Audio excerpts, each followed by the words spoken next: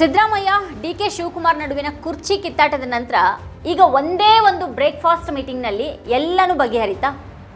Breakfast meeting ಕಿತ್ತಾಡಿಕೊಳ್ಳೋ ಬದಲು ಹೊಂದ್ಕೊಂಡು ಹೋಗುವಂಥ ಹಾದಿಯನ್ನು ತೆರೀತಾ? ಅಧಿಕಾರಕ್ಕಾಗಿ ಕೊಟ್ಟು ಮಾತು ಉಳಿಸ್ಕೊಳ್ಳೋದಕ್ಕಿಂತನೂ ರಾಜ್ಯದ ಜನತೆಗೆ ಕೊಟ್ಟು ಮಾತು ಉಳಿಸ್ಕೊಳ್ಳೋದು ಮುಖ್ಯ ಅನ್ನೋದು ಈಗ ರಾಜ್ಯ ರಾಜಕೀಯದ ದಿಕ್ಕನ್ನು ಬದಲಾಯಿಸಿದೆಯಾ? ಎಲ್ಲನೂ ಹೈಕಮಾಂಡ್ ಸೂಚನೆ ಹಾಗೇನೆ ನಡೀತಾ? ಬ್ರೇಕ್ಫಾಸ್ಟ್ ಮೀಟಿಂಗ್ ಅನ್ನೋದು ಈ ಘೋಷಣೆಗೆ ಒಂದು ನೆಪ ಮಾತ್ರ ಆಗಿತ್ತಾ? ಸಿಎಂ ಕುರ್ಚಿಗಾಗಿ ಪೈಪೋಟಿಗೆ ಬಿದ್ದು ಕಿತ್ತಾಡ್ತಾ ಇದ್ದಂತಹ ಸಿದ್ದರಾಮಯ್ಯ ಮತ್ತು ಡಿಕೆ ಶಿವಕುಮಾರ್ ಈಗ ಒಗ್ಗಟ್ಟಿನ ಬಗ್ಗೆ ಘೋಷಿಸಿದ್ದಾರೆ. ಅನಗತ್ಯ ಗೊಂದಲ ಉಂಟಾಗಿತ್ತು, ನಾಳೆಯಿಂದ ಯಾವುದೇ ಗೊಂದಲ ಇರೋದಿಲ್ಲ ಅಂತ ಸ್ಪಷ್ಟಪಡಿಸಿದ್ದಾರೆ. ಶನಿವಾರ ಬೆಳಿಗ್ಗೆ ಸಿದ್ದರಾಮಯ್ಯ ಅವರ ನಿವಾಸದಲ್ಲಿ ಇಬ್ಬರೂ ನಾಯಕರು ಬ್ರೇಕ್ಫಾಸ್ಟ್ ಮೀಟಿಂಗ್ ಅನ್ನು ನಡೆಸಿದ್ರು.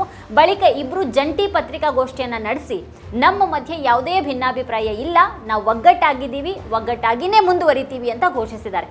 2028ರ ಚುನಾವಣೆಯಲ್ಲಿ ಪಕ್ಷವನ್ನು ಗೆಲ್ಲಿಸೋದು ನಮ್ಮ ಗುರಿಯಾಗಿದೆ, ಅದಕ್ಕಾಗಿ ರಣತಂತ್ರವನ್ನು ರೂಪಿಸಿದ್ದೀವಿ ಅಂತ ಹೇಳಿದ್ದಾರೆ. ಹೈಕಮಾಂಡ್ ಏನು ಹೇಳುತ್ತೋ ಅದರ ಹಾಗೇನೆ ನಡೆದುಕೊಂಡು ಹೋಗ್ತೀವಿ ಅಂತ ಇಬ್ಬರೂ ಕೂಡ ಮಾಧ್ಯಮಗಳೆದುರು ಸ್ಪಷ್ಟಪಡಿಸಿದ್ದಾರೆ. ಪತ್ರಿಕಾಗೋಷ್ಠಿಯಲ್ಲಿ ಮಾತನಾಡಿದ ಸಿದ್ದರಾಮಯ್ಯ ಅವರು ಬ್ರೇಕ್ಫಾಸ್ಟ್ ಚೆನ್ನಾಗಿತ್ತು ಅಂತ ನಗನಗ್ತಾ ಹೇಳಿದರು. ಬಹುಶಃ ಅವ್ರು ಹಾಗೆ ಹೇಳಿದ್ರಲ್ಲಿ ತಮಗಾದ ಗೆಲುವಿನ ಬಗೆಗಿನ ಖುಷಿ ಕೂಡ ಸೇರಿದ ಹಾಗಿತ್ತು. ಇಬ್ಬರು ಒಟ್ಟಿಗೆ ಬ್ರೇಕ್ಫಾಸ್ಟ್ ಮಾತ್ರ ಮಾಡಿದ್ದೀವಿ, ಏನು ಮಾತಾಡಿಲ್ಲ ಅಂತ ಹೇಳಿದರು. ಕೆ.ಸಿ. ವೇಣುಗೋಪಾಲ್ ಅವರು ಕರೆ ಮಾಡಿ ಶಿವಕುಮಾರ್ ಅವರನ್ನು ಉಪಹಾರ ಕರೆಯೋದಕ್ಕೆ ಹೇಳಿದರು. ಶಿವಕುಮಾರ್ ಕೂಡ ಊಟಕ್ಕೆ ಮನೆಗೆ ಬನ್ನಿ ಅಂತ ಹೇಳಿದರು ಅಂತ ಸಿದ್ದರಾಮಯ್ಯ ಅವರು ಹೇಳಿದರು. ಇಲ್ಲಿ ಅನಗತ್ಯವಾಗಿ ಕೆಲವು ಗೊಂದಲಗಳು ಉಂಟಾಗಿವೆ. ಸುಮಾರು 1 ತಿಂಗಳಿಂದ ಇದು ನಡೆದಿದೆ. ಆದರೆ ನಮಗೆ 2028ರ ಚುನಾವಣೆ ಬಹಳ ಮುಖ್ಯ, ಸ್ಥಳೀಯ ಸಂಸ್ಥೆಗಳ ಚುನಾವಣೆ ಮುಖ್ಯ ಅಂತ ಹೇಳಿದರು. ಕಾಂಗ್ರೆಸ್ಸನ್ನು ಗೆಲ್ಲಿಸೋದ್ರ ಬಗ್ಗೆ ಮಾತಾಡಿದ್ದೀವಿ. 2023ರ ಚುನಾವಣೆಯಲ್ಲಿ ನಾವಿಬ್ಬರು ಹೇಗೆ ಕೆಲಸ ಮಾಡಿದ್ವೋ ಅದೇ ರೀತಿಯಲ್ಲಿ ಈಗಲೂ ನಾವು ಕೆಲಸ ಮಾಡ್ತೀವಿ ಅಂತ ಹೇಳಿದರು. ಡಿ ಕೆ ಶಿವಕುಮಾರ್ ಅವರು ಇವತ್ತು ನಮ್ಮ ಮನೆಗೆ ಬಂದಿದ್ರು. ಬ್ರೇಕ್ಫಾಸ್ಟ್ ಅನ್ನ ಒಟ್ಟಿಗೆ ಮಾಡಿದ್ದೀವಿ. ಯಾಕಂತಂದ್ರೆ ಹೈಕಮಾಂಡ್ನವರು ವೇಣುಗೋಪಾಲ್ ಅವರು ಮೊನ್ನೆನೇ ಪೊನ್ನಣ್ಣನಿಗೆ ಫೋನ್ ಮಾಡಿದ್ರು.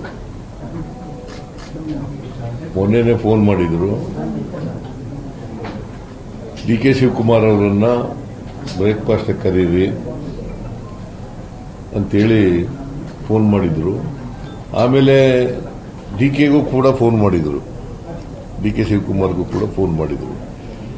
As A matter of fact D K Shivakumar ನಮ್ಮನೆಗೆ ಬರ್ರಿ ಊಟಕ್ಕೆ ಅಂತ ಕರೆದ್ರು. ನಮ್ಮನೆಗೆ ಊಟಕ್ಕೆ ಬರ್ರಿ ಅಂತ ಕರೆದ್ರು. ಇಲ್ಲ, ನನಗೆ ಹೇಳಿದ್ದಾರೆ ಮುಂಚಿತವಾಗಿ ಬ್ರೇಕ್ಫಾಸ್ಟ್ಗೆ ಕರೀರಿ ಅಂತ, ಅದರಿಂದ ನಾನು ಇಲ್ಲೇ ನಮ್ಮನೇಲೇ ಬ್ರೇಕ್ಫಾಸ್ಟ್ ಮಾಡೋದು ಅಂತ ಆಗಿದೆ.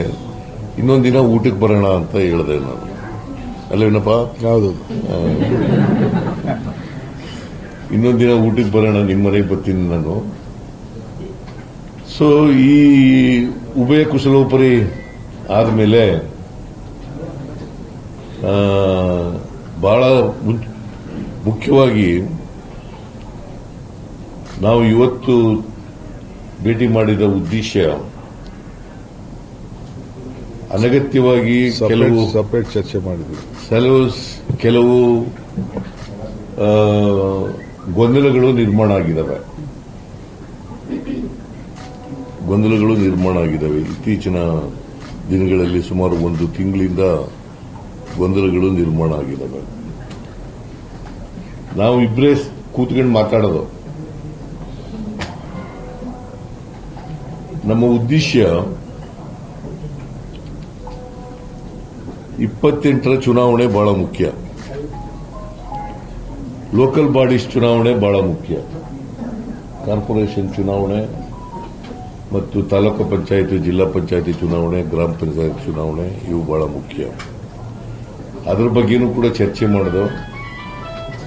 28ರ ಚುನಾವಣೆಯಲ್ಲೂ ಕೂಡ ಕಾಂಗ್ರೆಸ್ ಅನ್ನು ಅಧಿಕಾರಕ್ಕೆ ತರಬೇಕು ಅಂತಕ್ಕಂಥದ್ದು ಚರ್ಚೆ ಮಾಡಿದ್ದೇವೆ. ನಾವಿಬ್ರು, ಡಿ ಕೆ ಶಿವಕುಮಾರ್ ಅವರು, ನಾನು,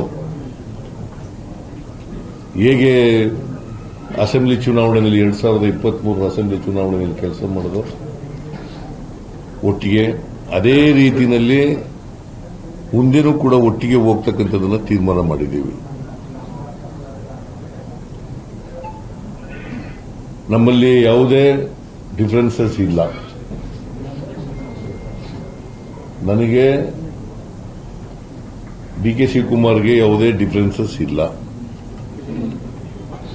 ಇವತ್ತಿನವರೆಗೂ ಡಿಫರೆನ್ಸಸ್ ಇಲ್ಲ, ಮುಂದೇನೂ ಡಿಫರೆನ್ಸಸ್ ಇರಲ್ಲ, ಒಟ್ಟಿಗೆ ಹೋಗ್ತೀವಿ. ಡಿಸೆಂಬರ್ 8ರಿಂದ ವಿಧಾನಸಭೆ ಅಧಿವೇಶನ ಇದೆ. ವಿರೋಧ ಪಕ್ಷಗಳನ್ನ ಸಮರ್ಥವಾಗಿ ಎದುರಿಸಬೇಕಾಗಿದೆ. ನಮ್ಮ ಮಧ್ಯೆ ಯಾವುದೇ ಭಿನ್ನಮತ ಇಲ್ಲ, ಮುಂದೇನೂ ಇರೋದಿಲ್ಲ ಅಂತ ಸಿದ್ದರಾಮಯ್ಯ ಅವರು ಹೇಳಿದ್ದಾರೆ. 2028ರ ಚುನಾವಣೆಗೆ ಬೇಕಾಗಿರುವಂತಹ ರಣತಂತ್ರವನ್ನ ರೂಪಿಸಿದೀವಿ ಅಂತ ಹೇಳಿದ್ದಾರೆ. ಬಿಜೆಪಿ ವಿರುದ್ಧ ಕೂಡ ಸಿದ್ದರಾಮಯ್ಯ ಅವರು ಇಲ್ಲಿ ವಾಗ್ದಾಳಿಯನ್ನ ನಡೆಸಿದ್ರು. ಉಂಟಾಗಿರುವಂತಹ ಗೊಂದಲವನ್ನ ತಿಳಿಗೊಳಿಸಿ ಅಂತ ಹೈಕಮಾಂಡ್ ಹೇಳ್ತು. ನಾಳೆಯಿಂದ ಯಾವ ಗೊಂದಲ ಕೂಡ ಇರೋದಿಲ್ಲ ಅಂತ ಅವರು ಹೇಳಿದ್ರು. ಅಸೆಂಬ್ಲಿ 8ನೇ ತಾರೀಕಿನಿಂದ ಶುರುವಾಗುತ್ತೆ. ಚಳಿಗಾಲದ ಅಧಿವೇಶನ ಬೆಳಗಾವಿನಲ್ಲಿ ಪ್ರಾರಂಭ ಆಗ್ತದೆ. ನಾವು ಅಲ್ಲೂ ಕೂಡ ವಿರೋಧ ಪಕ್ಷದವರನ್ನ ಬಹಳ ಸಮರ್ಥವಾಗಿ ಇಲ್ಲಿವರೆಗೂ ಎದುರಿಸಿದ್ದೀವಿ, ಮುಂದೇನೂ ಕೂಡ ಎದುರಿಸ್ತೀವಿ. ಅದು ಬಿಜೆಪಿ ಇರ್ಬೋದು, ಜೆಡಿಎಸ್ ಇರ್ಬೋದು. ಸುಳ್ಳು ಅಪಪ್ರಚಾರಗಳನ್ನ, ಸುಳ್ಳುಗಳನ್ನ, ಆರೋಪಗಳನ್ನ, ಸುಳ್ಳು ಅಪವಾದಗಳನ್ನ ಮಾಡ್ತಕ್ಕಂಥದ್ದು ಬಿಜೆಪಿಯವರ ಚಾಳಿ, ಜೆಡಿಎಸ್ನವರ ಚಾಳಿ. ಇವರಿಬ್ಬರನ್ನು ಕೂಡ ಬಹಳ ಸಮರ್ಥವಾಗಿ ನಮ್ಮ ಸರ್ಕಾರ ಎದುರಿಸ್ತದೆ.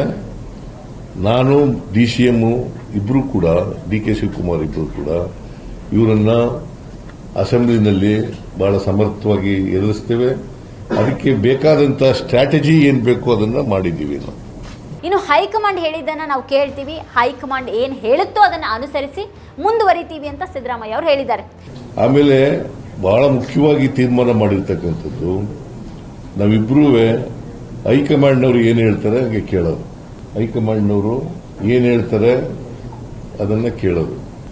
ನಮಗೆ ಇಬ್ಬರಿಗೂ ಕೂಡ ಈ ಗೊಂದಲಗಳೇನಿದಾವೆ ಇದನ್ನು ತಿಳಿ ಮಾಡತಕ್ಕಂಥ ಕೆಲಸವನ್ನು ಮಾಡಿ ಅಂತ ಹೇಳಿದ್ದಾರೆ. ನಾಳೆಯಿಂದ ಯಾವುದೇ ಗೊಂದಲ ಇರಲ್ಲ. ಡಿ ಕೆ ಶಿವಕುಮಾರ್ ಅವರು ಗೌರವಾನ್ವಿತ ಮುಖ್ಯಮಂತ್ರಿಗಳು ಅಂತಾನೆ ಮಾತನ್ನ ಶುರು ಮಾಡಿದ್ರು. ಇಲ್ಲಿ ರಾಜ್ಯದ ಜನತೆಯ ಆಶೋತ್ತರವನ್ನ ಈಡೇರಿಸುವಂತಹ ಜವಾಬ್ದಾರಿ ನಮ್ಮ ಮೇಲಿದೆ. ಜನರು ನಮ್ಮ ಮೇಲೆ ತುಂಬಾ ನಂಬಿಕೆಯನ್ನ ಇಟ್ಕೊಂಡಿದ್ದಾರೆ. ಜನರಿಗೆ ಕೊಟ್ಟ ಮಾತಿನ ಹಾಗೆ ನಡೆದುಕೊಳ್ತೀವಿ ಅಂತ ಡಿ ಕೆ ಶಿವಕುಮಾರ್ ಅವರು ಹೇಳಿದ್ರು. ಗೌರವಾನ್ವಿತ ಮುಖ್ಯಮಂತ್ರಿಗಳೇ, ಎಲ್ಲ ನನ್ನ ಮಾಧ್ಯಮದ ಸ್ನೇಹಿತರೆ, ತಮ್ಮೆಲ್ಲ ಸಹಕಾರದಿಂದ ಈ ರಾಜ್ಯದಲ್ಲಿ ಕಾಂಗ್ರೆಸ್ ಸರ್ಕಾರ ತಂದಿದ್ದೀವಿ. ಜನರಿಗೆ ಏನು ಮಾತು ಕೊಟ್ಟಿದ್ದೇವೆ ಆ ಮಾತಿನಂತೆ ನಾವು ನಡ್ಕೊಂಡು ಜನರ ಸೇವೆಯನ್ನು ಮಾಡ್ಕೊಂಡು ಬಂದಿದ್ದೇವೆ. ಈ ರಾಜ್ಯದ ಜನತೆ ನಮ್ಮ ಮೇಲೆ ಅಪಾರವಾದಂತಹ ವಿಶ್ವಾಸ, ನಂಬಿಕೆ ಇಟ್ಕೊಂಡು ನಮಗೆ ಸಹಕಾರವನ್ನು ಕೊಟ್ಕೊಂಡು ಬರ್ತಾ ಇದ್ದಾರೆ. ಅವರ ಆಸೆ, ಆಕಾಂಕ್ಷೆ, ಆಶೋತ್ತರಗಳನ್ನು ಈಡೇರಿಸಬೇಕಾದ್ದು ನಮ್ಮೆಲ್ಲರ ಕರ್ತವ್ಯ. ಇನ್ನು ನಮ್ಮ ಮಧ್ಯೆ ಯಾವುದೇ ಬಿರುಕಿಲ್ಲ. ಸಿದ್ದರಾಮಯ್ಯ ಅವರ ನೇತೃತ್ವದಲ್ಲಿ ಸರ್ಕಾರ ರಚನೆಯಾಗಿದೆ. ರಾಜಕೀಯವಾಗಿ ನಮ್ಮಿಬ್ಬರದು ಕೂಡ ಒಂದೇ ತೀರ್ಮಾನ. ನಮ್ಮಲ್ಲಿ ಯಾವ ಗುಂಪುಗಾರಿಕೆಗೂ ಕೂಡ ಅವಕಾಶ ಇಲ್ಲ ಅಂತ ಹೇಳಿದ್ರು. 2028ರಲ್ಲಿ ಅಧಿಕಾರಕ್ಕೆ ತರೋದಕ್ಕೆ ಪಕ್ಷವನ್ನ ಬಲಗೊಳಿಸ್ತೀವಿ. ಸಿಎಂ ಸಿದ್ದರಾಮಯ್ಯ ಅವರು ನೀಡಿರುವಂತಹ ಸಂದೇಶನೇ ಅಂತಿಮ ಅಂತ ಡಿ ಕೆ ಶಿವಕುಮಾರ್ ಅವರು ಹೇಳಿದ್ರು. ಇಲ್ಲಿ ಸಿದ್ದರಾಮಯ್ಯನವರ ನೇತೃತ್ವದಲ್ಲಿ ಸರ್ಕಾರ ರಚನೆಯಾಗಿದೆ. ಹಿಂದೆ ಹೈಕಮಾಂಡ್ ಅವರು ಏನು ತೀರ್ಮಾನ ಮಾಡಿದ್ದಾರೆ ಆ ಪ್ರಕಾರ ಇವತ್ತು ನಾವು ಕೆಲಸವನ್ನು ಮಾಡಿಕೊಂಡು ನಾವು ಹೋಗ್ತಾ ಇದ್ದೇವೆ. ಈಗ 8ನೇ ತಾರೀಕು ಅಸೆಂಬ್ಲಿ ಬರ್ತಾ ಇದೆ. ಅಲ್ಲೂ ಕೂಡ ನಾವು ನಮ್ಮ ಪ್ರತಿತಂತ್ರವನ್ನು ವಿರೋಧ ಪಕ್ಷಕ್ಕೆ ಯಾವ ರೀತಿ ಮಾಡಬೇಕು ಅಂತ ಹೇಳಿ ನಾವೀಗಾಗಲೇ ಚರ್ಚೆ ಮಾಡಿದ್ದೇವೆ. ಇದಕ್ಕೆ ನಮ್ಮದೇ ಆದಂತಹ ಒಂದು ಹೊಸ ರೂಪ ಕೂಡ ವಿರೋಧ ಪಕ್ಷದವರಿಗೆ ನಾವು ಕೊಡ್ತೇವೆ. ರಾಜಕೀಯವಾಗಿ ನಮ್ಮಿಬ್ಬರದು ಕೂಡ ಒಂದೇ ತೀರ್ಮಾನ. ಪಕ್ಷದ ವರಿಷ್ಠರು, ನಮ್ಮ ಹೈಕಮಾಂಡ್ ಏನು ಹೇಳ್ತದೆ ಆ ರೀತಿ ಹಿಂದೆನೂ ಕೆಲಸ ಮಾಡ್ಕೊಂಡು ಹೋಗಿದ್ದೀವಿ, ಮುಂದಕ್ಕೂ ಕೆಲಸ ಮಾಡ್ಕೊಂಡು ಹೋಗಬೇಕು ಅನ್ನೋದು ನಾವು ತೀರ್ಮಾನ. ನಮ್ಮದು ಅಚಲ. ಯಾರು ಮಧ್ಯದಲ್ಲಿ ತಾವೇ ಆಗಲಿ ತಮಗೆ ಗುಂಪು, ನಮ್ದು ಯಾವ ಗುಂಪು ಇಲ್ಲ. ನಾನು ಯಾವ ಗುಂಪಿಗೆ ಕೃಷ್ಣ ಅವ್ರ ಕಾಲದಲ್ಲೂ ಅವಕಾಶ ಕೊಡಲಿಲ್ಲ, ಇವತ್ತು ಅವಕಾಶ ಕೊಡೋದಿಲ್ಲ, ನನಗೆ ಅವಶ್ಯಕತೆಯೂ ಇಲ್ಲ. ನಮ್ದು ಒಂದೇ ಒಂದು ಗುಂಪು, ಕಾಂಗ್ರೆಸ್ ಗುಂಪು. ಚೀಫ್ ಮಿನಿಸ್ಟರ್ ನಾನು ಅವತ್ತು ಕಾಲದಲ್ಲಿ ಸಿದ್ದರಾಮಯ್ಯನವರು 3 ತಿಂಗಳು, ನನ್ನ 4 ತಿಂಗಳು ಹೈಕಮಾಂಡ್ ಆದೇಶದ ಮೇರೆಗೆ ಸ್ವಲ್ಪ ದಿನ ವೆಯ್ಟ್ ಮಾಡಿ ಡಿಕೆ ಅಂತ ಹೇಳಿದಾಗ ಕೂಡ ಒಂದು ಶಬ್ದ ಅವತ್ತು ಕೂಡ ನಾನು ಮಾತಾಡಿಲ್ಲ. ಇವತ್ತು ಕೂಡ ಅಷ್ಟೇ. I am very firm. So ಒಟ್ಟಿಗೆ ಸೇರಿ ನಾವು ಕೆಲಸ ಮಾಡ್ಕೊಂಡು ನಾವು ಹೋಗ್ತೀವಿ. ಪಕ್ಷದ ವರಿಷ್ಠರು ಹೈಕಮಾಂಡ್ ಏನು ಹೇಳ್ತದೆ ಆ ರೀತಿ ನಾವಿಬ್ಬರೂ ಸೇರಿ ಕೆಲಸ ಮಾಡ್ಕೊಂಡು ಹೋಗ್ತೀವಿ. ಹಾಗೆ ಇದರೊಂದಿಗೆ ಇಬ್ಬರ ನಡುವಿನ ಕುರ್ಚಿ ಕಿತ್ತಾಟ ಕೊನೆಗೊಂಡ ಹಾಗೆ ಸದ್ಯಕ್ಕಂತೂ ಕಾಣ್ತಾ ಇದೆ. ಈಗ ಹೈಕಮಾಂಡ್ ಹೇಳ್ದ ಹಾಗೇನೆ ನಡ್ಕೊಳ್ತೀವಿ ಅಂತ ಈಗಾಗಲೇ ಇಬ್ಬರು ನಾಯಕರು ಸ್ಪಷ್ಟಪಡಿಸಿರೋ ಹಾಗೆ ಈ ಬ್ರೇಕ್ಫಾಸ್ಟ್ ಮೀಟಿಂಗ್ ಮತ್ತೆ ಅನಂತರದ ಇಬ್ಬರ ಘೋಷಣೆಗಳು ಆಗಿರೋ ಹಾಗಿವೆ. ಇನ್ನು ಕಿತ್ತಾಡ್ಕೊಂಡು ಬರಬೇಡಿ ಅಂತ ಹೈಕಮಾಂಡ್ ಹೇಳಿದ ಬಳಿಕ ಇಬ್ಬರಿಗೂ ದೂರನ್ನ ಹೊತ್ಕೊಂಡು ದೆಹಲಿ ಕಡೆಗೆ ಹೋಗೋದಕ್ಕೆ ಇನ್ಯಾವ ದಾರಿನೂ ಉಳಿದಾಗಿರಲಿಲ್ಲ. ಅಂತಿಮವಾಗಿ ಯಥಾಸ್ಥಿತಿಯನ್ನು ಕಾಯ್ದುಕೊಂಡು ಹೋಗೋದ್ರ ಬಗ್ಗೆ ಹೈಕಮಾಂಡ್ ಕಡೆಯಿಂದನೇ ಬಹಳ ಸ್ಪಷ್ಟವಾದ ಸೂಚನೆ ಬಂದಿರಬೇಕೋ ಏನೋ. ಅಲ್ಲದೆ ಇಬ್ಬರ ಕಡೆಯ ಆಪ್ತರು ಕೂಡ ಅನಗತ್ಯವಾಗಿ ಮಾತಾಡೋದನ್ನು ನಿಲ್ಲಿಸೋದಕ್ಕೆ ಇಬ್ಬರು ಜೊತೆಯಾಗಿನೇ ಹೇಳಿಕೆ ನೀಡೋದು ಮತ್ತು ಭಿನ್ನಾಭಿಪ್ರಾಯ ಇಲ್ಲ ಅಂತ ಹೇಳೋದು ಇಲ್ಲಿ ಬಹಳ ಮುಖ್ಯ ಆಗಿತ್ತು. ಈಗ ಹೈಕಮಾಂಡ್ ಬಹಳ ತಣ್ಣಗಿನ ಶೈಲಿಯಲ್ಲೇ ಆ ಒಂದು ಕೆಲಸ ಮಾಡಿ ಮುಗಿಸ್ದಾಗಿದೆ. ಇನ್ನು ನಾಳೆಯಿಂದ ಯಾವ ಗೊಂದಲನೂ ಇಲ್ಲ ಅಂತ ಇಬ್ಬರು ಕೂಡ ಹೇಳಿದ್ದು ಆಯಿತು. ಬೆಂಗಳೂರಿನಲ್ಲಿ ಇಬ್ಬರು ನಾಯಕರು ಒಟ್ಟಾಗಿನೇ ಇದನ್ನು ಸ್ಪಷ್ಟಪಡಿಸಿದ ಮೇಲೆ ತಿಂಗಳುಗಳಿಂದ ಕಾಡಿದ್ದಂತಹ ಈ ಅಧಿಕಾರ ಹಸ್ತಾಂತರ ಅನ್ನುವಂಥ ಒಂದು ಗುಮ್ಮ ಬಹುಶಃ ಇನ್ನೂ ಕೂಗ್ಲಿಕ್ಕಿಲ್ಲ. ವೀಕ್ಷಕರ ಕುರಿತಾಗಿ ನೀವೇನು ಹೇಳ್ತೀರಿ, ನಿಮಗೇನು ಅಭಿಪ್ರಾಯ ಇದೆ ಅದನ್ನು ವಿಡಿಯೋದ ಕೆಳಗಡೆ ಕಮೆಂಟ್ ಮಾಡಿ ನಮಗೆ ತಿಳಿಸಿ. ಇದೇ ಹೊತ್ತಿನ ಸ್ಪೆಷಲ್ ನೋಡ್ತಾ ಇರಿ ವಾರ್ತಾಭಾರತಿ. ನೀವಿನ್ನೂ ವಾರ್ತಾಭಾರತಿ ಯೂಟ್ಯೂಬ್ ಚಾನಲನ್ನು ಸಬ್ಸ್ಕ್ರೈಬ್ ಮಾಡಿಲ್ಲ ಅನ್ನೋದಾದರೆ ಈ ಕೂಡಲೇ ಸಬ್ಸ್ಕ್ರೈಬ್ ಮಾಡಿ, ಹಾಗೆ ಪಕ್ಕದಲ್ಲಿರುವಂಥ ಬೆಲ್ ಐಕಾನ್ನ ಪ್ರೆಸ್ ಮಾಡಿ ನಮ್ಮನ್ನು ಪ್ರೋತ್ಸಾಹಿಸಿ.